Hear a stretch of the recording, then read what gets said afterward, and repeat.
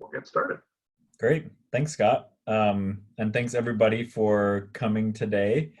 Our topic today, I've been working pretty systematically through um, some of John and Julie Gottman's research on what are the critical aspects of a relationship, what it looks like when it's working, when it's not working. So the topic today is about spiritual connection. And this is either a topic that to you might mean everything or might mean very little. But it really struck me as I've been reviewing the research and the writing on this, that I think it's a very critical component of any relationship, especially intimate ones. Um, the Gottmans talk a lot about every relationship being a cross-cultural experience, and that's why you have to take a lot of time to really understand each other and understand where one another come from.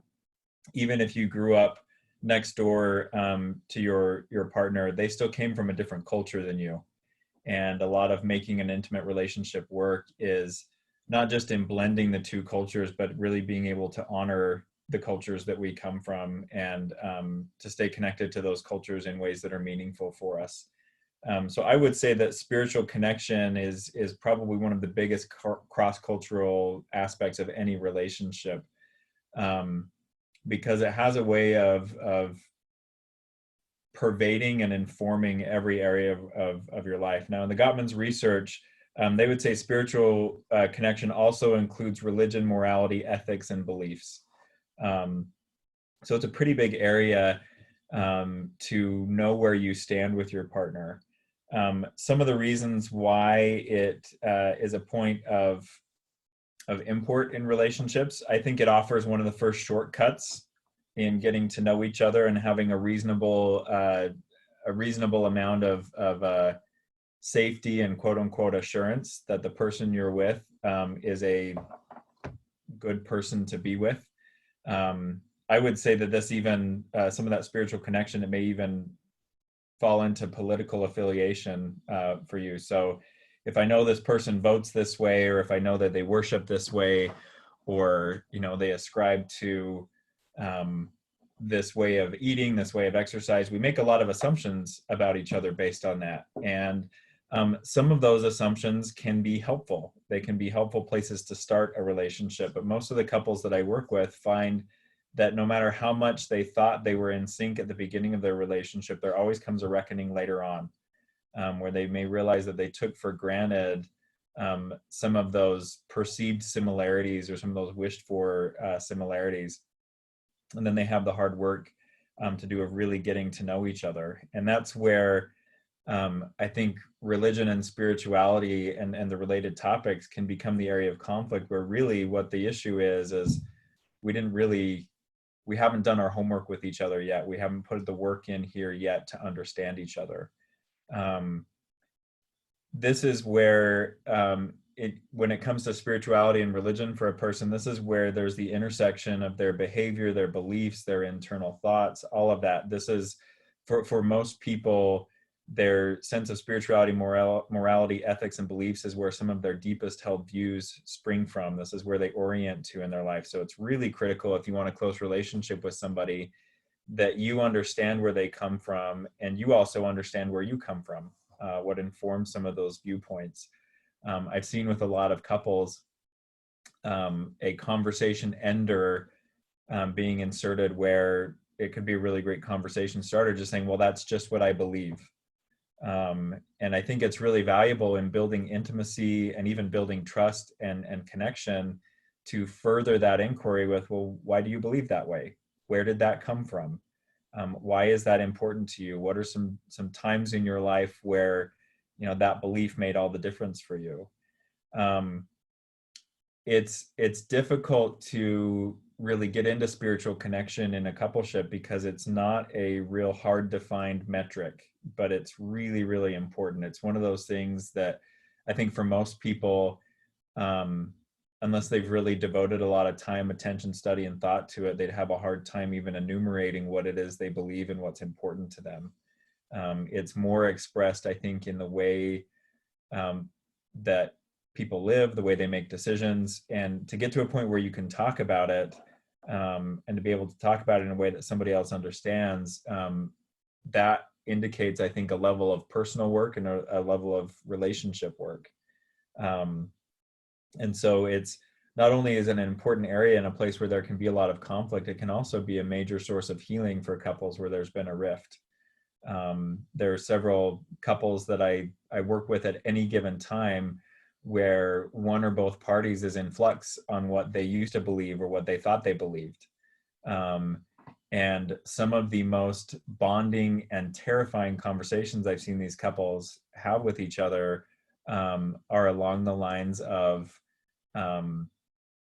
so tell me what you think and tell me how you came to that, and what do you believe now and why do you believe that? It's a scary place to go because, again, that initial shortcut, we're kind of saying this may or may not be valid anymore, but it also can really open the door to some deeper bonding.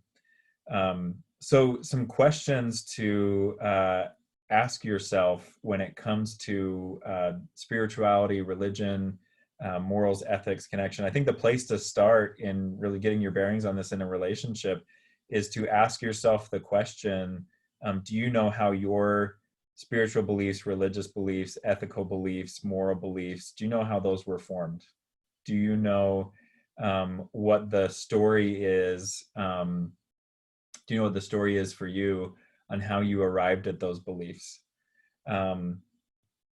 It's also, I think, important to, if you want this area of your relationship to be something that is an area of strength, or is an area where there's less conflict, it's important to change the paradigm from one of we don't see eye to eye here to what are our commonalities. I think it's very rare across humankind that when it comes to deeply held beliefs or morals or values, that there are two people who are diametrically opposed on all of their values. And so finding those commonalities and finding those areas where there is connection or where there is enough agreement or there is enough respect, that's a really good place to start in building this in your relationship. We may be more prone to criticize what divides us than to value what brings us together. And that's really, I think, what adding or fostering a spiritual, religious, ethical, moral component of your relationship is really about, is finding those deeply held beliefs that bring us together and that we appreciate in one another, we value in one another. So that is spiritual connection and some things to think about there.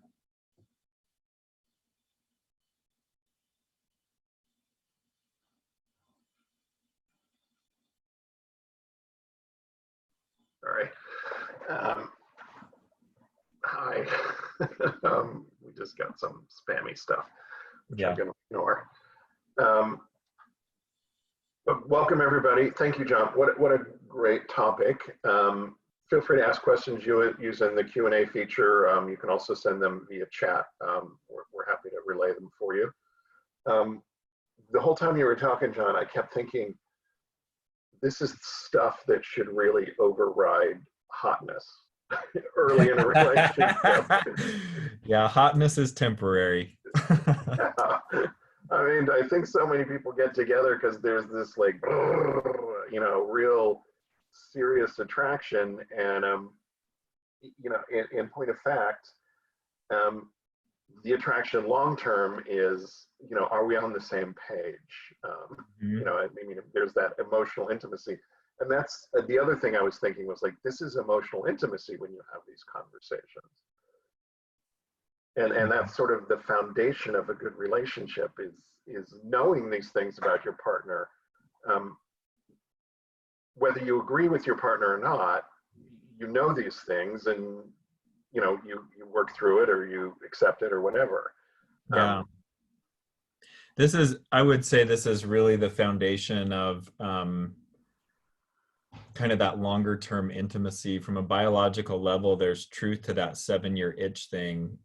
Not that we become dissatisfied after 7 years, but after accustoming your nervous system to that kind of like flirtatious, hot, passionate connection, your brain and body actually shift the neurotransmitters that are used in bonding and connection. And that's where, after being with someone for a while, the passion and romance may not come from, I just, I love your body. I think you're hot. I want you all the time. And it may come more from you interest me intellectually, or, your heart speaks to my heart and I know you inside and out. And I think this is really that avenue. I love that comment, Scott. This should trump hotness every time. This is really where I think intimacy is built, and intimacy is fostered in that that exploration and that appreciation of what we deeply hold as sacred, as personal, as most important.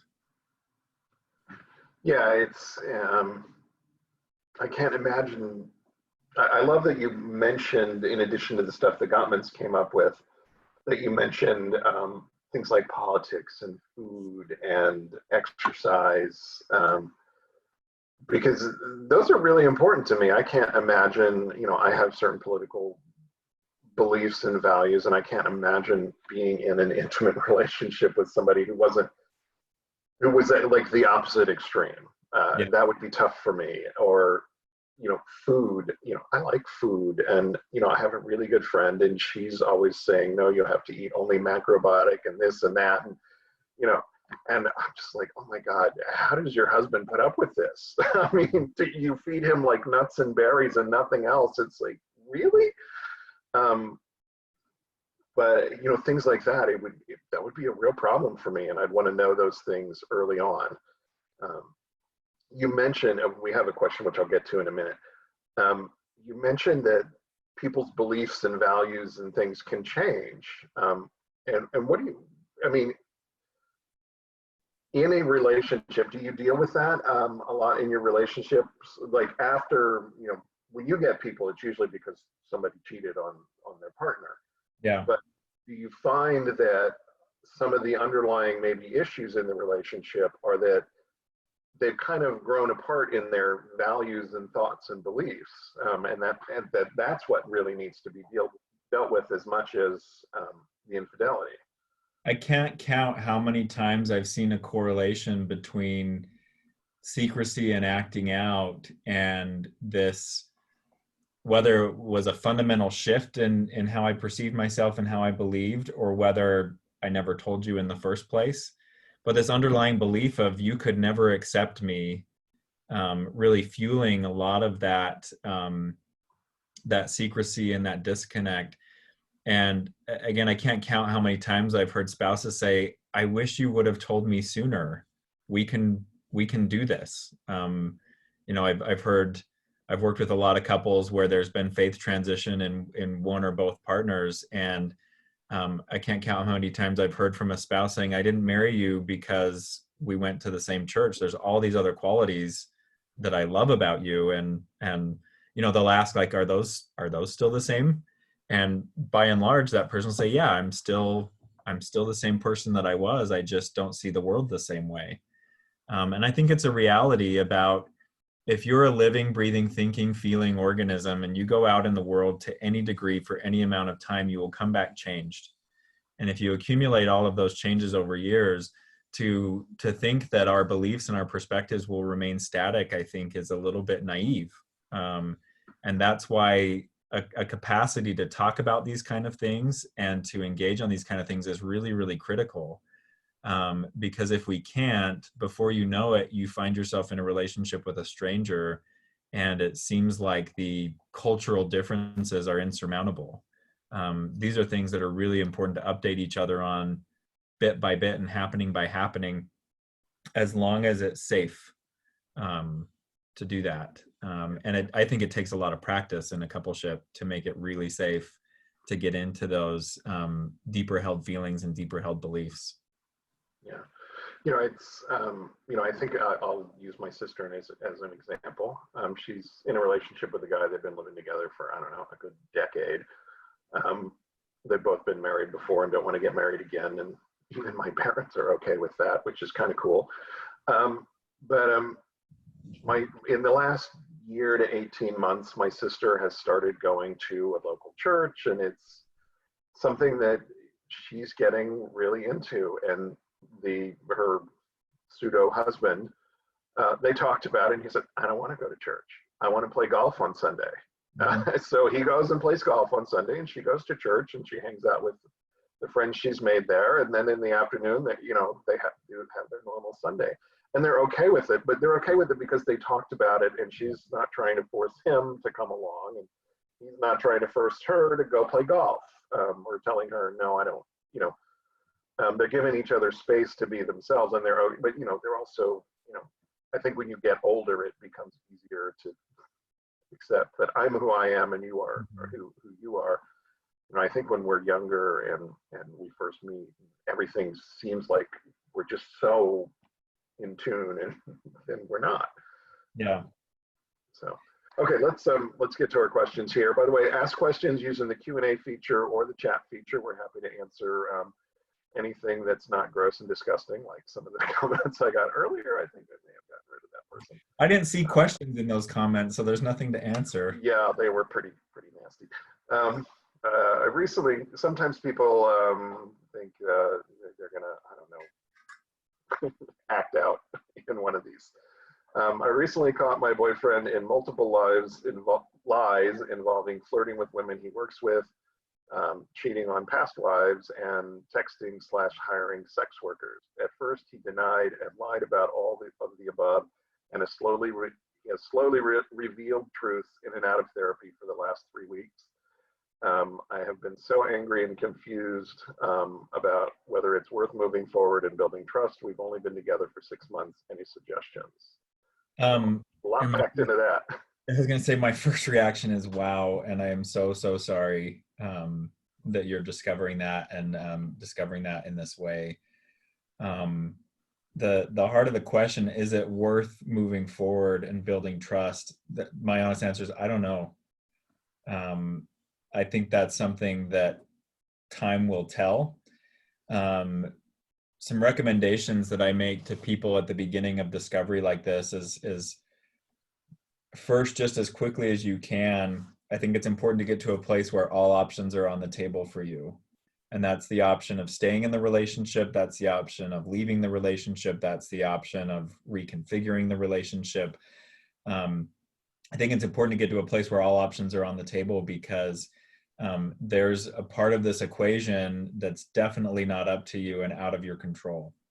And that's what your partner's going to do with getting honest and, getting into recovery and hopefully going down the path of changing his life, but there's no guarantees there. And so if you can put all options on the table, you're going to feel a lot less pressure to make a decision now, and to make a decision based on maybe incomplete information, or maybe what you or your partner wants to see in the relationship versus what the relationship is. I think it's really important to recognize too, when you say, is it worth moving forward? What I see for a lot of spouses that I work with early on in recovery is it's almost like the ones that I see do well, they almost have this ability to put the relationship on ice for a while, and almost to say, what happens with our relationship is a secondary concern to me. My first concern is what happens with me. How am I going to recover from this? How am I going to get the ground back under my feet? How am I going to get safe? And then their secondary concern is what's going to happen with you.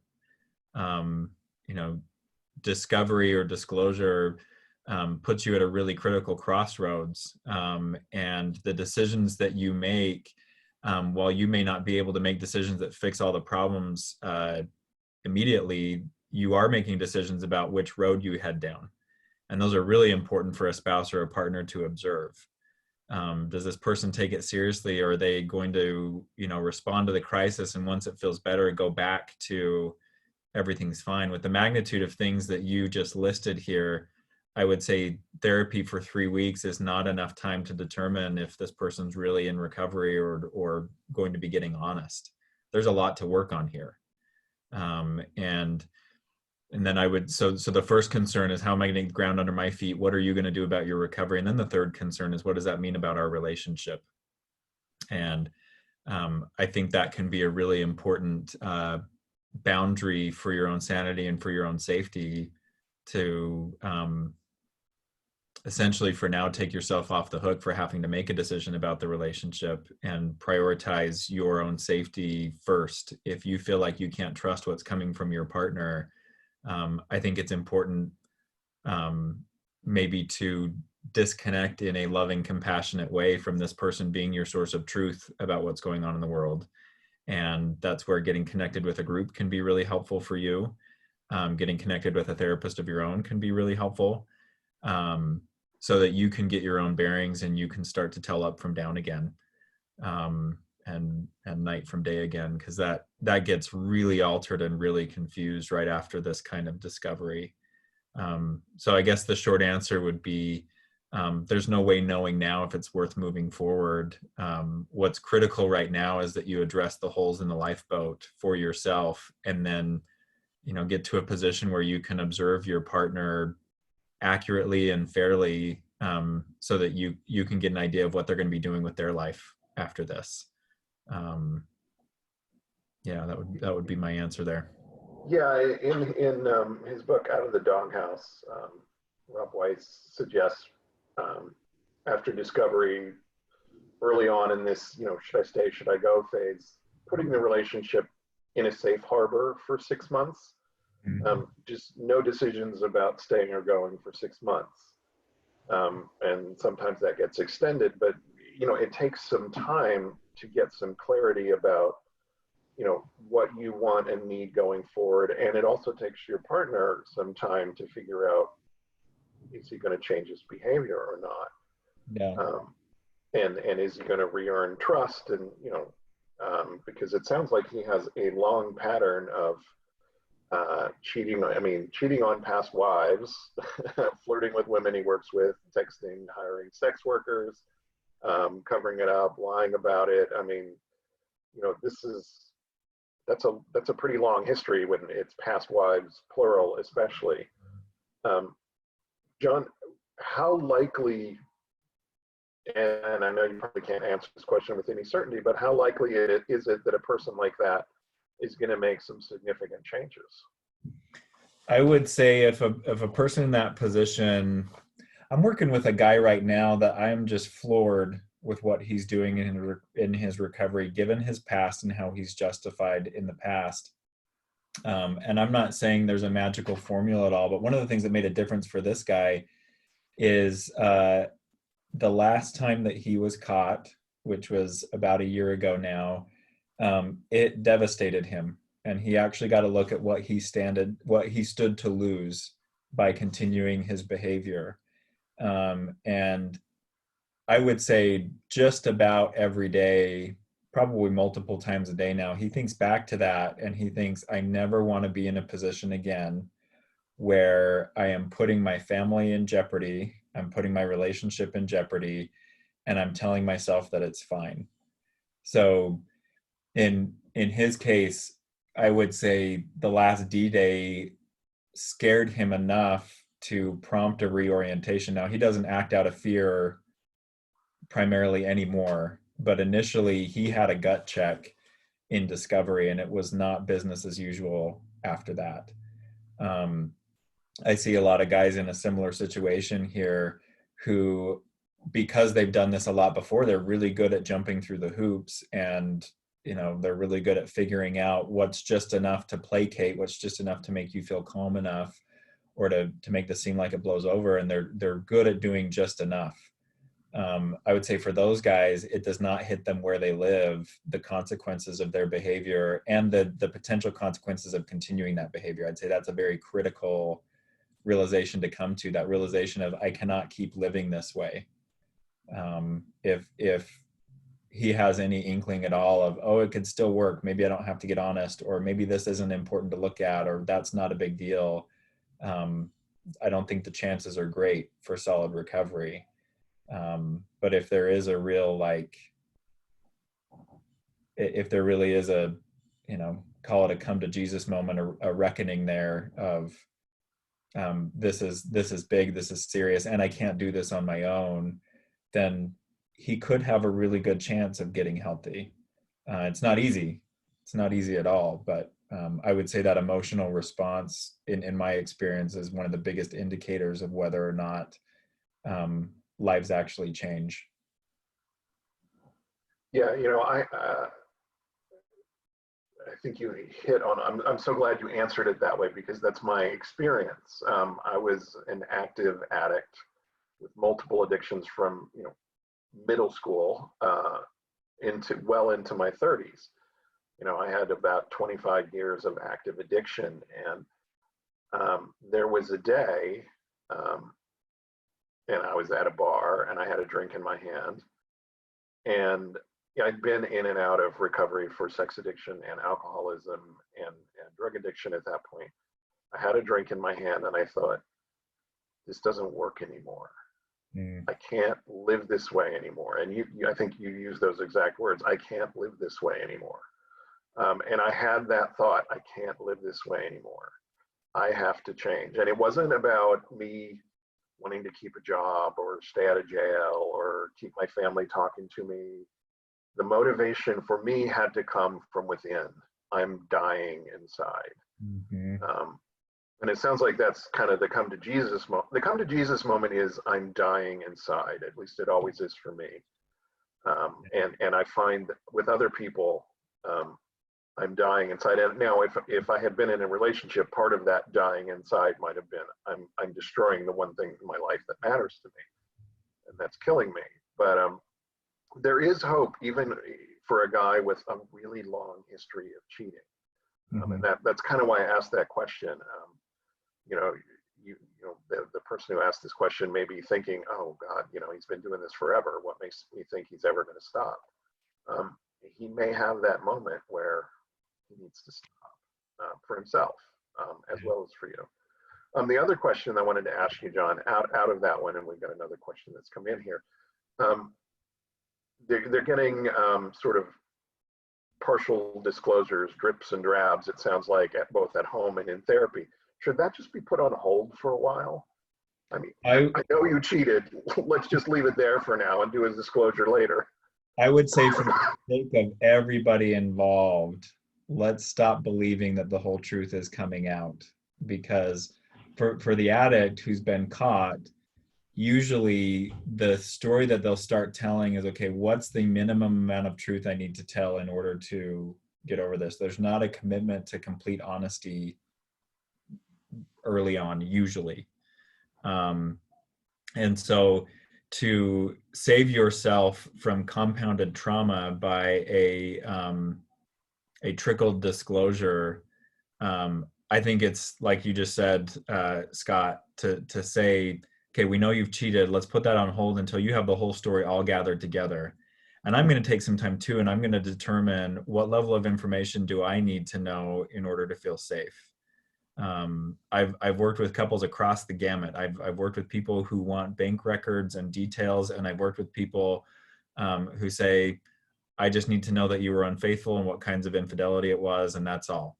So you need some time too to determine what you want to know. And so I think it preserves a lot of sanity, and I think it sets up a lot of safety to say, until you're in a position where you can give me a full and complete disclosure in one shot, I don't want you talking to me about what you've done anymore, unless it directly affects my health. Like if you contact another sex worker and you're potentially infected with a sexually transmitted disease, I need to know that right away. But as far as what you've done historically or what your patterns have been, that's less relevant to me now than just knowing that you've been unfaithful and you haven't been honest with me. So I would strongly recommend resisting the urge to get every bit of information when it's available, and to wait and gather that in a formal disclosure setting that can actually be focused on restoring some trust, some sanity, some gut feeling in the spouse. And also, I think a well done therapeutic disclosure sets the stage for repair and healing in a relationship. Not just here's information that drives us further away or makes you feel like you're on day one all over again. Yeah, and formal therapeutic disclosure, typically the process starts at the 3 month mark, usually, give or take.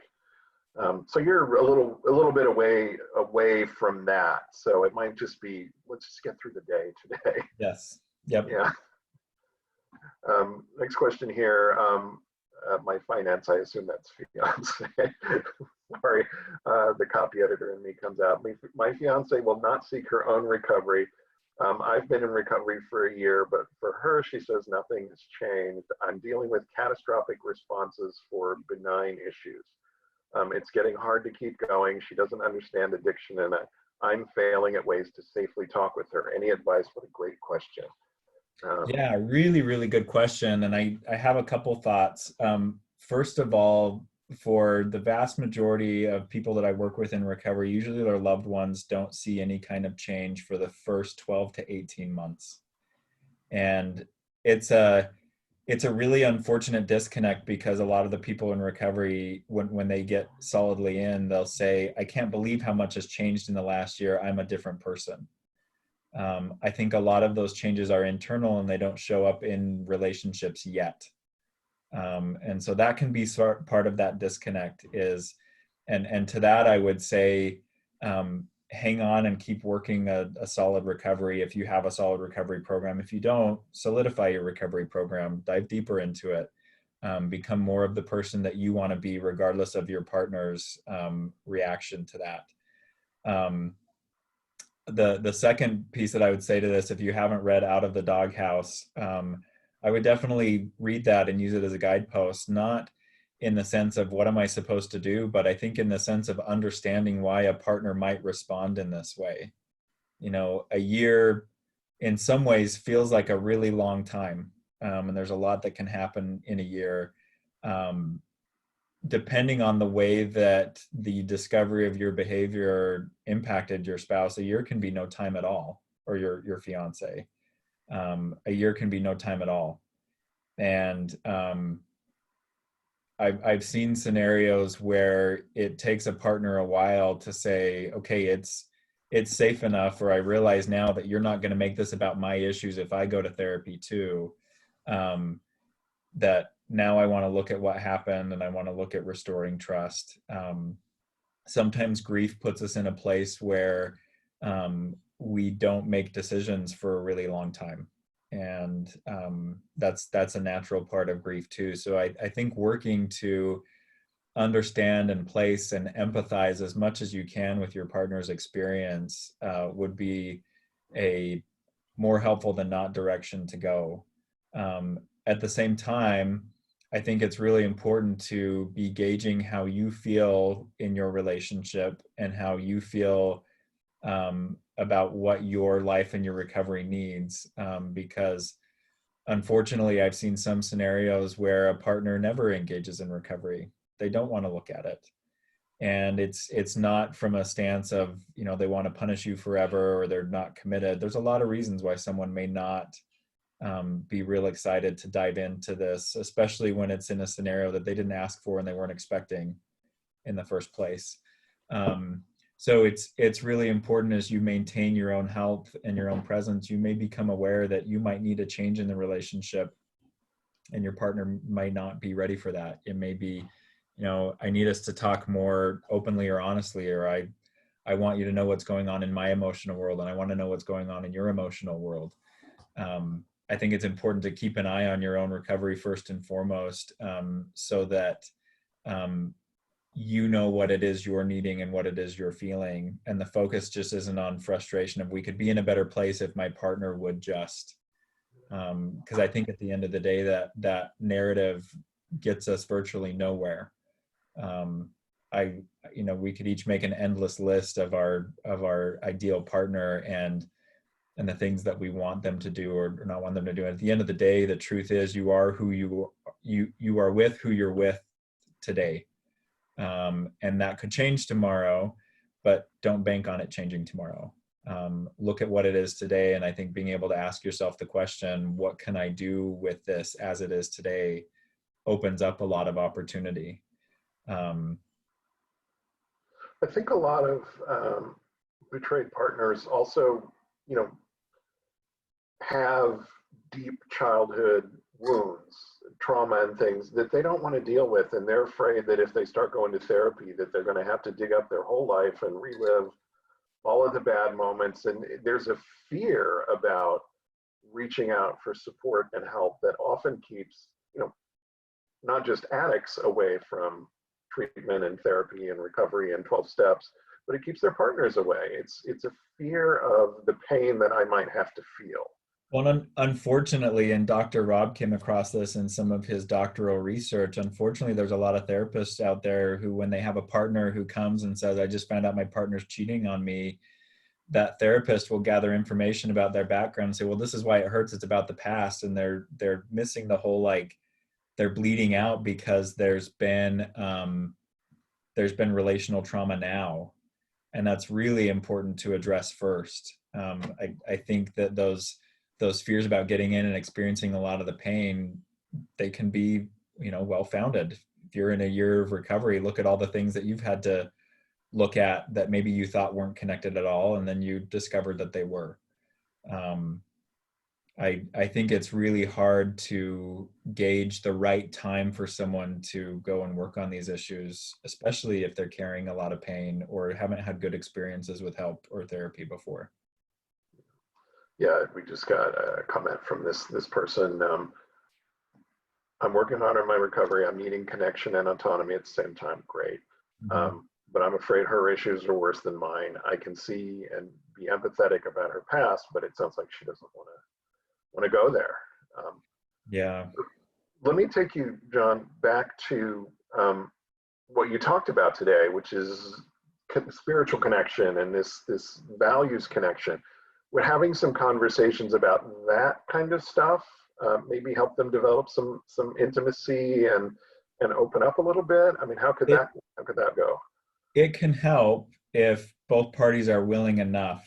As long as, I would say, if I were in the partner's shoes, and my partner who's in addiction recovery came to me and said, I think we need to talk about our spiritual connection.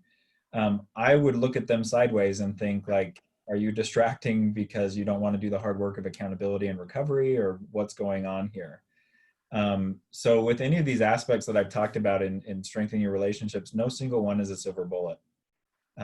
It may be that if there is a strong commonality in what we value and what we believe, that may be a place to start in building some of that trust. And that might be a place where, for this person who's putting in here, maybe even asking some permission or some buy-in from your partner. Hey, I'd like to talk to you a little bit about, very broad terms, what I'm getting from recovery and why it's important to me. What parts of my belief that's really shoring up, how it's helping me find a place in the world. Would you be open to hearing that? That's really, for a lot of partners, the fundamental question that I see them having when they discover their significant other's infidelity is, who are you? And that can be answered through getting sober, but I don't think it's completely answered through getting sober. There's some more of those conversations that I've worked with couples where the trust and the connection has been jump-started in some ways, or bypassed in some ways, like the way that you do a heart bypass when it's just not working through I got sober and I'm in recovery. Sometimes we have to move into some of those deeper conversations for that person to get a sense of, okay, I can feel who you are here, I can see who you are here, and that helps me to understand maybe there's more to you than you've been an addict or you're in recovery. But again, that all hinges on your partner's willingness to take a leap with you and go there. And that can be hard for a lot of betrayed partners, to take leaps with someone who's hurt them before. This is, I don't know how to phrase this question right, but almost always when there's infidelity, addiction, things like that, betrayal, the relationship itself has some underlying issues beyond just the betrayal. Yeah. When should those underlying issues, deeper underlying issues that might be individual or relational, when should they really be brought into the healing process? Because it seems at the beginning of the betrayal healing. It's all about healing the betrayal, Yeah. or at least getting the truth. When, Yeah, I think the first principle of that is consent. Both parties have to say, not that both parties have to know what the issues are, but both parties have to be able to say, okay, like we need to go deeper. A while ago, about 2 years ago, I started seeing a couple, and the betrayed partner, they'd been in recovery for about a year in 12-step groups and things like that. And then they came to marriage therapy. And the partner at that point, she said, one of the things I keep asking myself is what's going on in our relationship that he can't tell me sooner when he's having a problem. And she came in very, I'd say, adamant that she needs to take a look at that. And to me, that was some of that consent. All right, we can look at some of the larger relationship issues because both of these people are saying, sobriety or not, our relationship has some problems. I think it very rarely goes well to club someone over the head with a relationship issue. And for a lot of partners early in recovery, if too much of the focus too soon is on what's not working in the relationship, they can feel blamed for the addiction or the infidelity. But I have yet to work with a couple where beyond healing from infidelity, there weren't significant relationship issues to address. And that's where I've seen the process of formal disclosure and an addict working a solid recovery plan making a really big difference. I had one spouse say to me a couple weeks ago, well, she said this to her partner, you've really been eliminating my excuses for not taking a deeper look at the relationship because I can see how hard you're working. I can feel you changing, and I'm not. I'm kind of stuck in the same place. So we really need to look at some different things. So, I think the short answer is not out of the gate. Don't look at relationship issues out of the gate. Look at them with consent. At the same time, you may get to a place in your individual recovery where you're ready to look at your relationship before your partner is, and that's okay to do. Just don't twist your partner's arm into being in the same place. So there may be some truths you're recognizing about the relationship or some dynamics that you're recognizing that are difficult for you. And that would be important to talk with your sponsor, your therapist, your group about and work through some of those feelings to make sure that you're not harboring resentment or casting unfair judgment and things like that. But to work on those issues together, I think it takes two people saying, all right, whatever it takes. And if that means we've got to look at our relationship, let's look at our relationship. yeah, it's one of the things, and I see it with sponsees in relationships, is they're on a roller coaster and their partner's on a roller coaster, and it's not the same roller coaster. And Yes. you might be here or you might be in the same place, but you might not be. And it takes a lot of sort of patience and empathy, I think, to just accept, okay, I'm ready to talk about this and you're not, or you want to talk about this, but I'm not ready. Yeah. Um, and that's where a therapist is so helpful. I think, like, maybe we'll table that for a few months until she's ready to talk about it or he's ready to talk about it, or until you're both in the headspace where you want to talk about this. And particularly with addicts, we need to get in the headspace where we can be honest. That's why disclosure doesn't happen right away. It's because we're just not ready to be honest with ourselves, let alone you. So Yeah. I scribbled this down earlier as a question, and I can't remember why I did, but I'm going to ask it anyway because I think it's a good question. There's often a lot of confusion about it. What is a therapeutic separation? Why would you have one, and what does it accomplish? Yeah. So unlike a legal separation, a therapeutic separation is not a precursor for divorce. A therapeutic separation is like intubation for someone who's having a hard time breathing on their own. It's a stopgap measure to hopefully preserve some threads of connection in the relationship and give an opportunity for reset.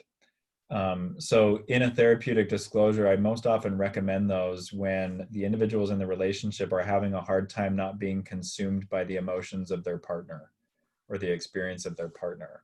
It may be that the triggers are so deep, or the dynamic of the relationship is so intense, or the dynamic of one individual is so intense that the relationship is never getting, and the individuals are never getting to a point of calm and grounded where they can start building something solid from. So in a therapeutic disclosure, when I recommend that, we usually outline some time frames.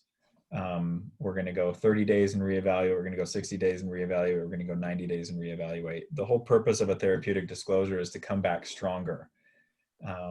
In many therapeutic disclosures, the first time period, we essentially do something that's like no contact, unless it's, coordinating the lives of the kids, or making sure the household can still run, but you guys aren't talking to each other about your relationship. You're not engaging in your relationship, and that can give some time to decompress. It can give some time for a fresh perspective, or even just a break from some of the intensity.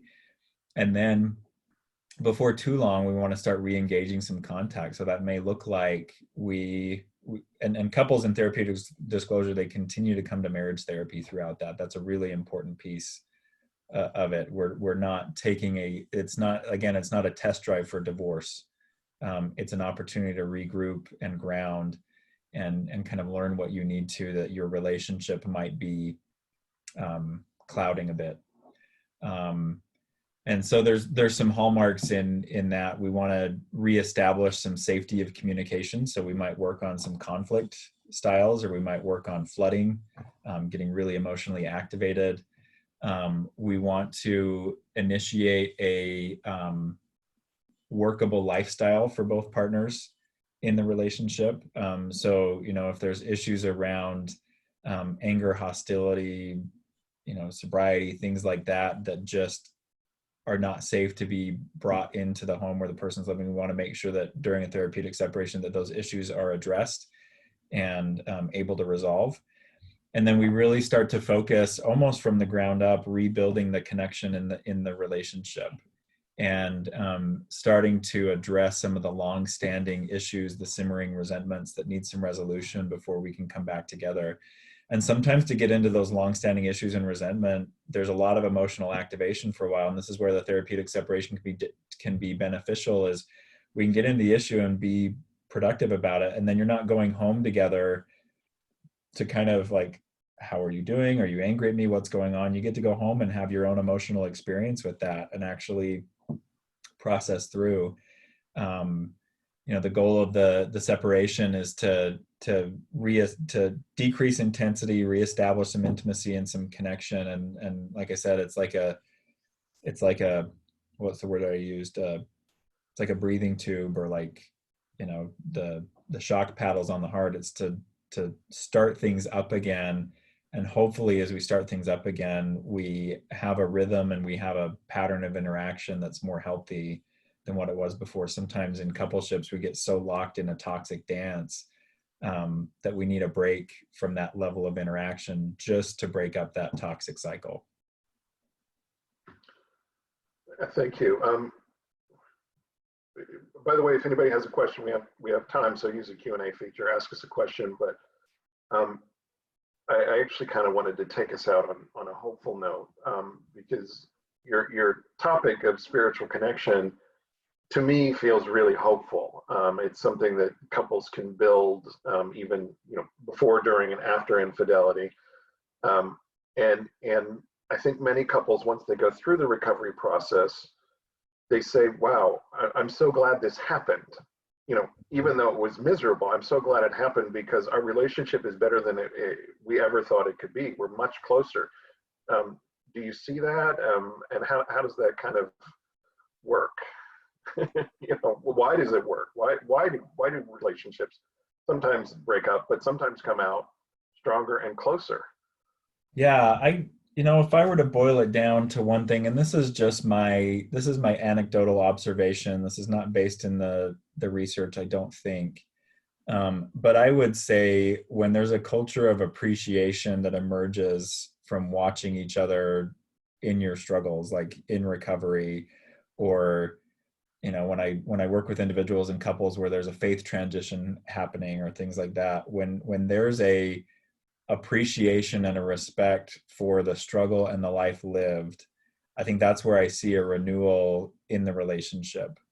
um, it's almost like, I'm thinking about one couple that I worked with for probably about 5 years, and it took them probably 2.5, 3 years to get to that point where there was appreciation for the struggle. They focused so much on the differences and the division before, but once there was appreciation for that, the husband, particularly when his wife was struggling, instead of going to this place of resentment of like, oh, okay, here she goes again, and I can't believe we're gonna have this conversation, he would often, sometimes literally sit back and he would say, I'm just in awe for how much you've been through and the person you've been able to become through that.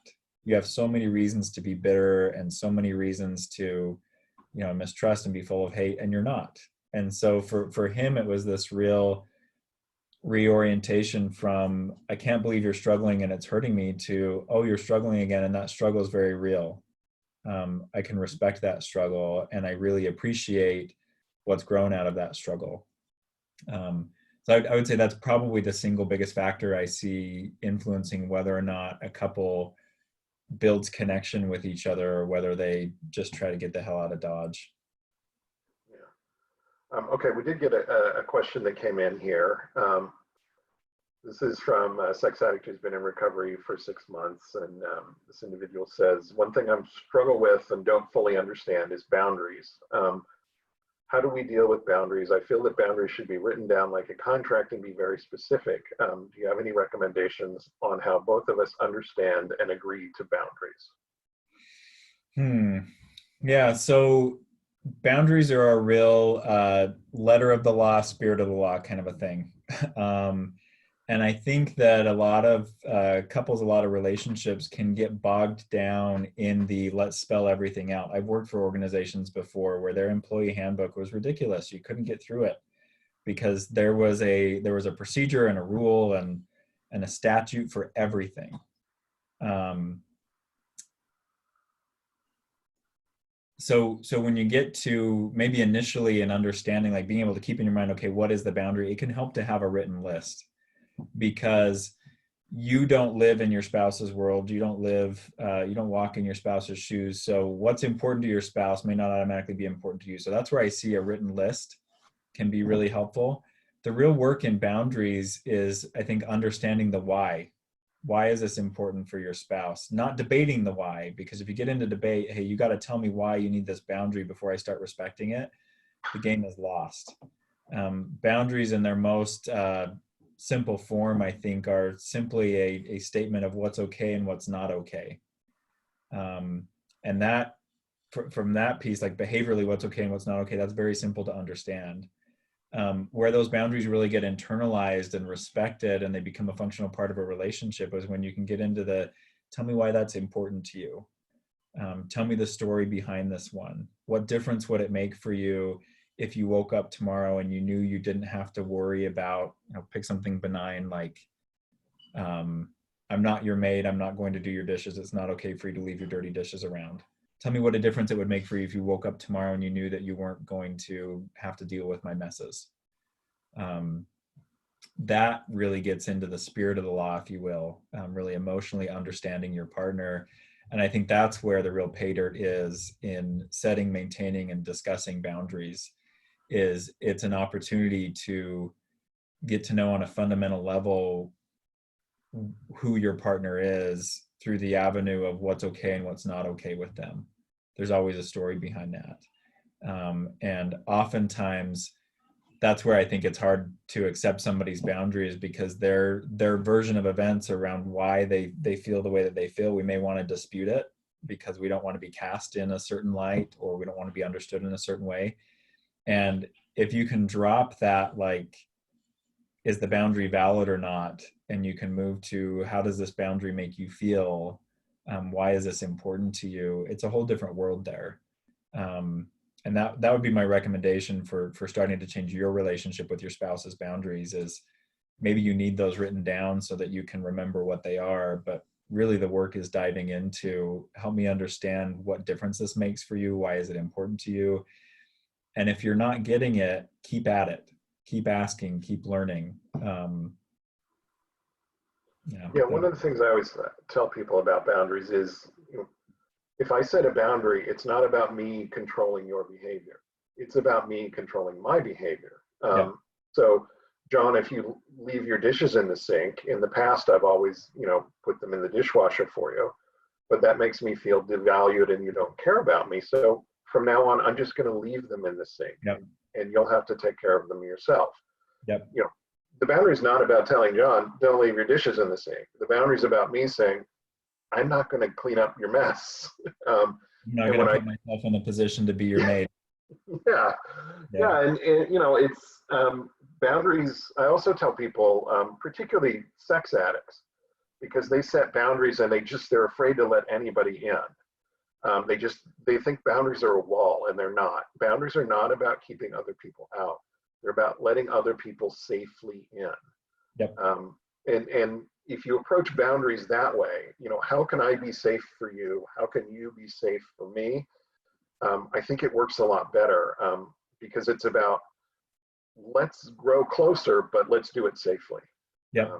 I think that's what boundaries really are in a relationship at this stage. Yeah.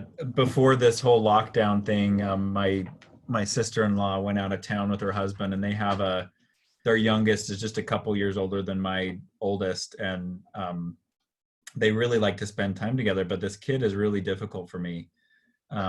He's I would say he's pretty oppositional, and like any request that comes out of my mouth, he's immediately questioning it. And there's times where like I'll ask my kids to do something and he'll turn to them in front of me and say, you don't have to listen to him. So they were going out of town, and she asked if he could come stay over. And I said, I have a couple of conditions. He needs to respect our house rules. And he needs to, he has to be kind to our kids. And so my sister-in-law sat down with her son and had a very lengthy conversation about that. And at first he was like, well, then I don't want to go there, because I don't want to do that. And as he thought about it more, he thought, a week with my cousins would be really great. And he agreed to do it. And it's the most enjoyable time I've ever spent with that kid. And it wasn't about controlling his behavior. I was letting him know what keeps me, or what helps me to stay grounded and present with him. If I'm not having to fight him on this power thing, it's a whole different relationship. And it's not like I had a million expectations for him. It was just that basic, hey, if I know that you're respecting me and you're listening to me and you're kind, I feel very different in this relationship. And so it was on me in the beginning to say, this is what I need. It was not me saying this is how he will behave. It was, this is what I need. And that's really, like you said, Scott, that's really what boundaries are, is it's giving the roadmap. Here's the way to get in, and for me to feel safe with that. Yeah. And you let him in, but you let him know what you needed to be safe, and it worked. Yeah. I think boundaries are an amazing thing when they're done correctly. So absolutely. Got that question. So we are out of time. Thank you everybody for being here. We'll be back in 2 weeks, and we'll see you then. Great questions. Thanks everybody. Bye. Bye.